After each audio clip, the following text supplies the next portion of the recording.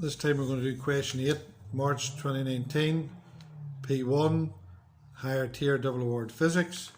We're going to do question number 8. It's about energy, so we'll do a quick mind map on energy. Some fool outside driving a car, idiot.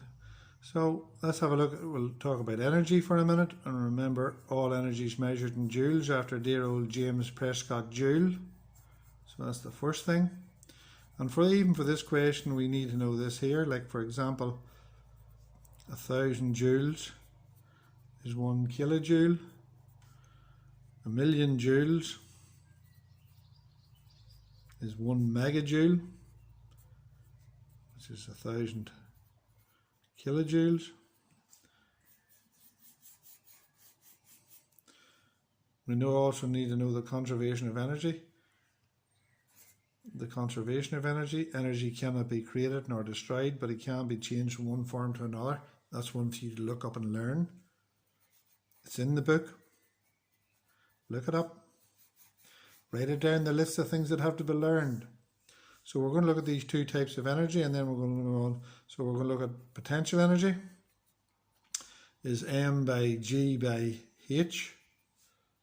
Again measured in joules. So joules is equal to kilos by meters per second squared by meters. Now you should be able to rearrange this formula. Again, keep it simple, stupid, no matter what you're doing. We'll say 20 is equal to 10 by 2 by 1, and then match them all up and you rearrange them. I'll just do them quickly. PE over mg is equal to h. PE over mh is equal to g. PE over, what am I left with? M over gh is equal to m. So there's them rearranged. Now you can do that. You can learn those. The other form you need to know is for kinetic energy. Kinetic energy is half times the mass times the velocity squared. Right? So again, joules, a half's a pure number, it's dimensionless, it doesn't have any unit. It's kilos times meters per second to the squared, which is the same as kilos, meters squared per second squared, which is, if you notice, they're the same as that one there.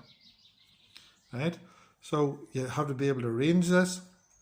So Ke equals mv squared over 2. So 2Ke is equal to mv squared. 2Ke over v squared is equal to m. You can also have 2Ke over m is equal to v squared. And so the root of 2Ke over m is equal to v. So there you need to be able to do those. So the answer is sit down and learn how to do that. Have a look at this video. And the last thing I want to look at in here, I want to look at power. And power is the rate of doing work.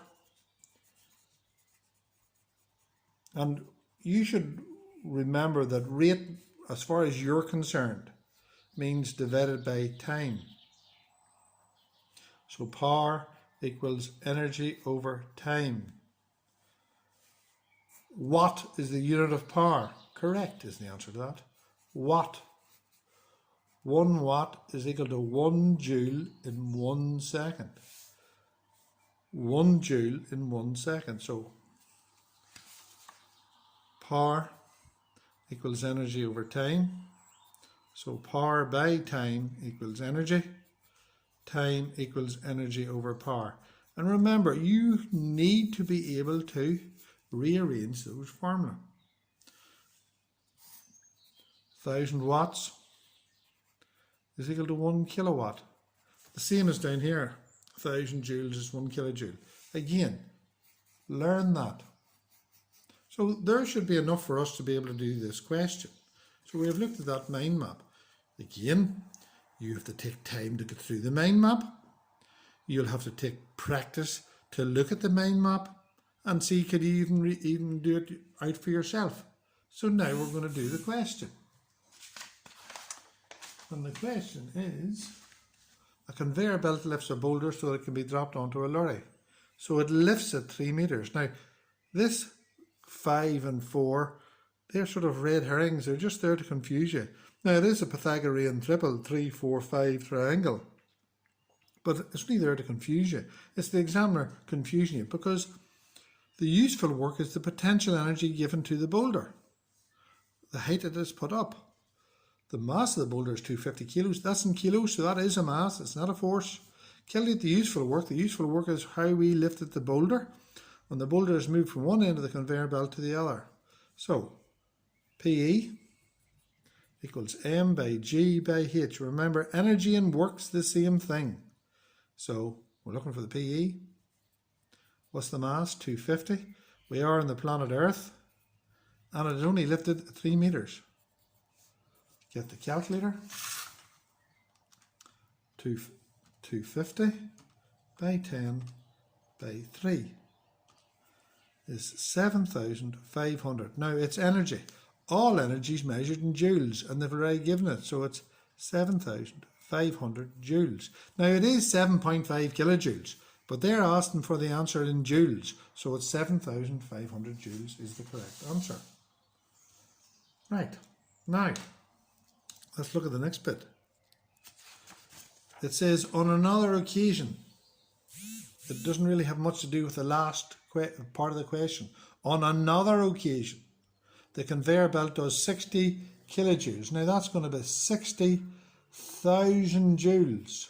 There's the trick of work in lifting a different boulder. The power output of the conveyor belt is 5,000 watts. How long did it take? Power equals energy over time. Learn it. It takes time to learn. Put it in a big sheet. Stick it on the wall. Power equals energy over time.